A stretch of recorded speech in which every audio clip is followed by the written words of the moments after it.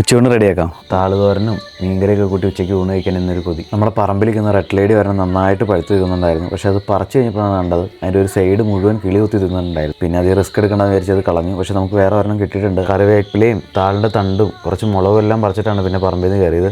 പറമ്പെല്ലാം നന്നായി കാട് പിടിച്ച് കിടക്കുന്നുണ്ട്. ഓണത്തിന് മുമ്പായിട്ട് ഒന്നുകൂടെ ക്ലീൻ ചെയ്യണമെന്നാണ് ആലോചിക്കുന്നത്. താളുതോരന് പിന്നെ അധികം ഇൻഗ്രീഡിയൻസ് ഒന്നും നമുക്ക് ആവശ്യമില്ല. ചൂടായ എണ്ണയിലേക്ക് കുറച്ച് കടുക്, കറിവേപ്പില, സവാള ഇവയൊക്കെ ഇട്ടൊന്ന് വഴറ്റി നമ്മൾ അരിഞ്ഞു വെച്ചിരിക്കുന്ന താളിൻ്റെ തണ്ടും കുറച്ച് തേങ്ങയിട്ട് മിക്സ് ചെയ്ത് ഒരു 10 മിനിറ്റ് നമുക്ക് അടച്ചു വെച്ച് കഴിഞ്ഞാൽ നമ്മുടെ താളിൻ്റെ തോരൻ റെഡിയാവും.